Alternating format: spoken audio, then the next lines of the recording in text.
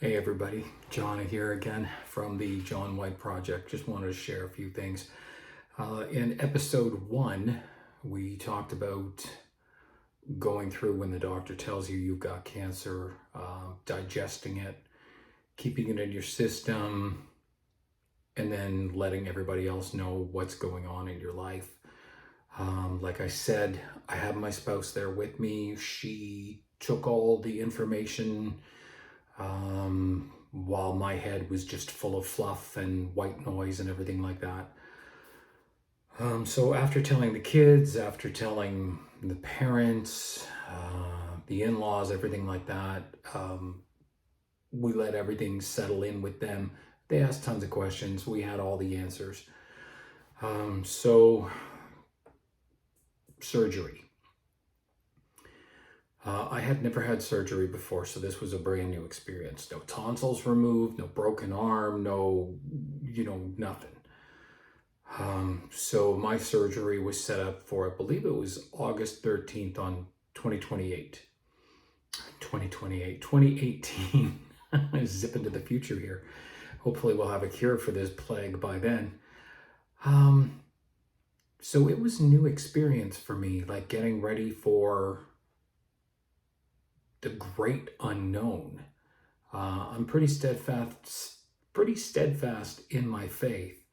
So I wasn't worried about me. I was just worried if something happened to me on the operating table, what would happen with my kids? How would my wife react?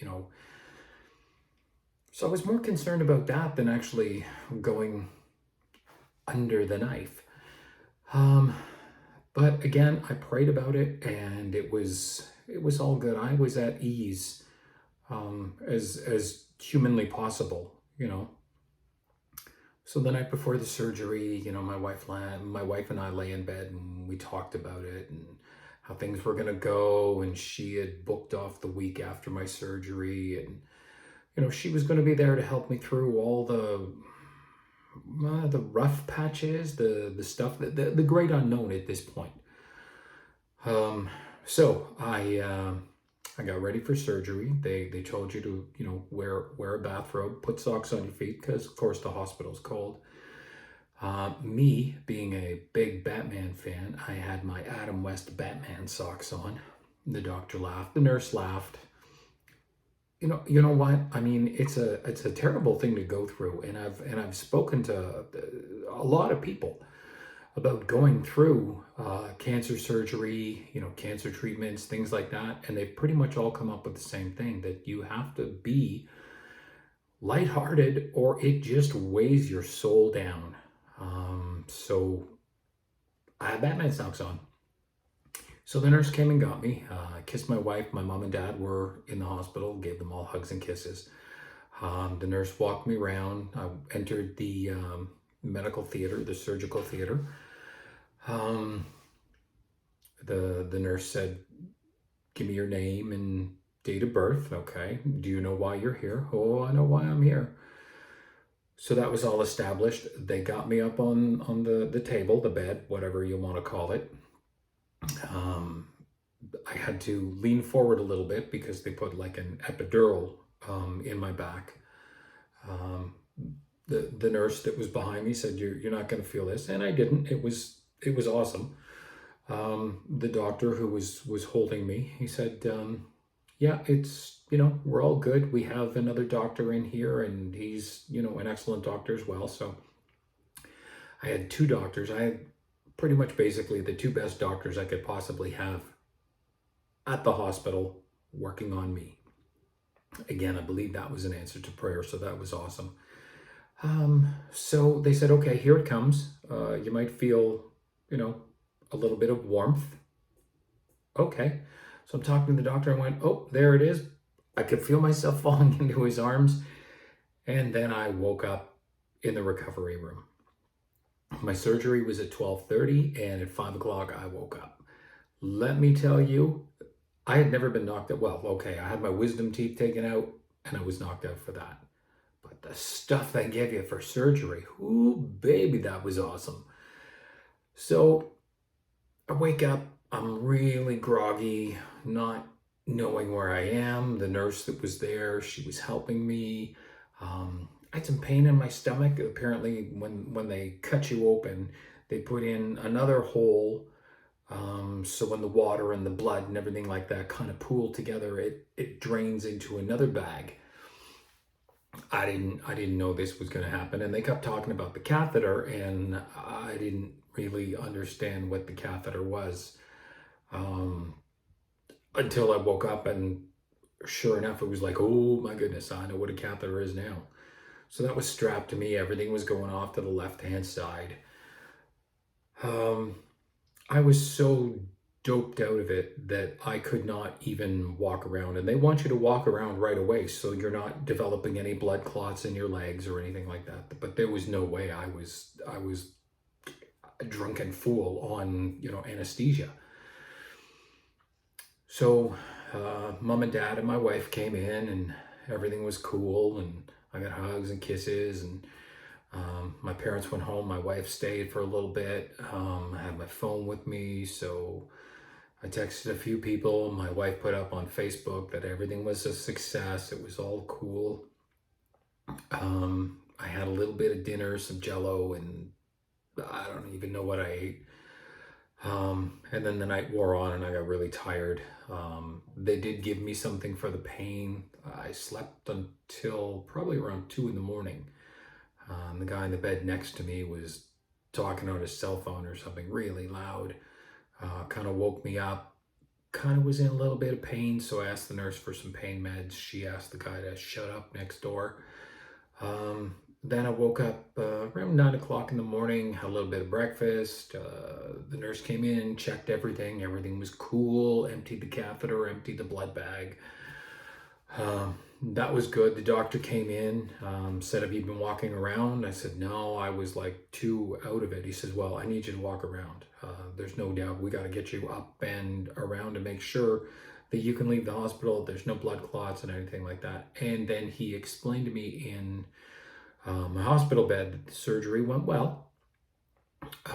As they were in there looking around for the cancer, he had mentioned that it didn't feel right.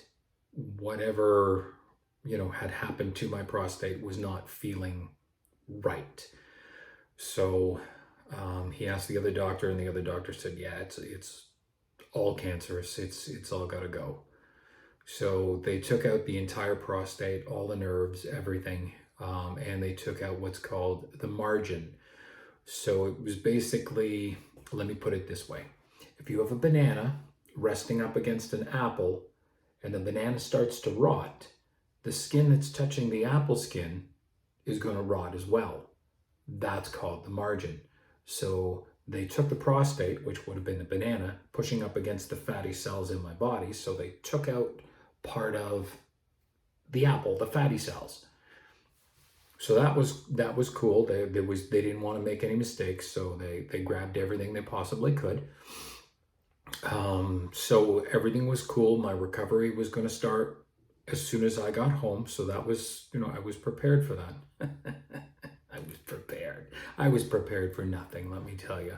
Until you go through it, you have no idea. Now, I had met a gentleman who had gone through prostate cancer. His name was Ivan. And he prepared me for a few things. He told me to stock up on like Depends, pads, and things like that, because after they remove the catheter, you're not going to have the muscles to, stop dribbling or wetting yourself. So that was cool. I was prepared for that. So I got up and I walked. The nurse walked me around. My wife came in. My wife walked me around, and we went back and forth. And the doctor came back. The doctor told my wife what was going on and everything like that. So I was discharged from the hospital the next day after my surgery, which was kind of cool. They're great in the hospital, but it's not your bed. And that's the thing. It's not your bed. It's not your sheets. So it's different, and as comfortable as you can be, it's still uncomfortable. So with me being able to walk, I walked out of bed. I I got into the wheelchair, they wheeled me to the elevator, and then from the elevator, I walked down, they brought the car, and we're only like 10 minutes away from the hospital. So I was home in, 15 minutes at the latest. Then I got situated in bed. That was an adventure in itself. We do have a little step, so I positioned it, so I could use that. Because you got like a 2-inch surgical gap to the right of your belly button, and then there's a 1-inch gap above that, above your belly button. So I guess that's so they could go in, cut whatever they need to do, scoop out your prostate, and then you're all good to go. Gentlemen, women can't read your mind. This was made clear to me by my wife when I looked at her as if to say, why are you not paying attention to what I need? She only needed to say it once because she said it in kind of like that tone, like, it's fine. You know when it's fine, it is not fine. She said, just tell me what you want and we'll get it done. So then from that point on, if I needed the stool moved left or right, farther back towards me, my words were in play all the time. The week went smooth after that. So everything was cool. I had the catheter in for 2 weeks. I had the staples in for 2 weeks less a day. It was interesting showering with the catheter. The only way I can describe this, and ladies, if you've never played football and had the helmet on with the big old face guard on, you won't know it. Maybe even hockey. Ladies, if you played hockey and you had the face guard on, if someone grabs that, you're pretty much at their mercy. You're going wherever you're going. That is pretty much the same with the catheter, only it's in a more sensitive area than on your face. So I had learned to not only strap the catheter down, but to tape it to my leg so there was no inadvertent movement. So showering was interesting. My wife was with me, not in the shower, but the shower wasn't completely closed. She was holding onto the catheter bag as I sponge bathed myself, For the first 2 days, that was the only thing I could do was wet a cloth and wet myself down, and that was my bathing. It was freeing to have a shower, and yet at the same time, with the catheter hanging off you, it was not so freeing. Okay, so the day we get the staples out, public health nurse is ready. She's aware of what's going on. Get everything ready. She's got these like little scissors that cut the staples and actually remove them. So which was cool. It was a really odd feeling, but I mean, there was no pain. It was just kind of okay, whatever. Okay, so the next day, it was a Friday, catheter was coming out. Now my aunt from Australia messaged me and said, there's no easy way to remove the catheter. So when the doctor says, get ready, take a big breath and let it out and they'll remove the catheter.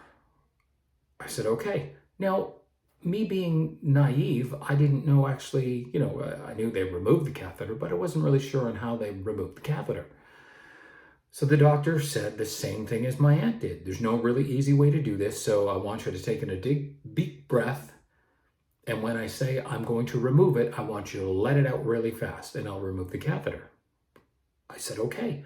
So they inform you to wear the Depends, the full underwear before you go and get the catheter removed. Because when they do remove your prostate, it takes out the muscles that stop you from peeing yourself. So after your surgery, you're going to dribble, you're going to drip, you're pretty much going to pee yourself. Laughing, sneezing, coughing.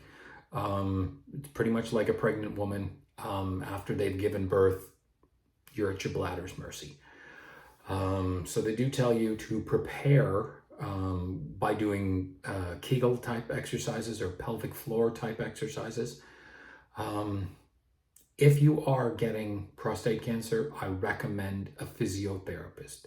It's very uncomfortable. Again, it's the whole finger thing, but boy, does it work. I went there for about 2 months and wow, what a difference it made, because the Kegel exercises I was doing were not the ones that I was supposed to be doing. So what we think we're supposed to be doing, I was not doing. So there you go. Get a physiotherapist if you're going through this.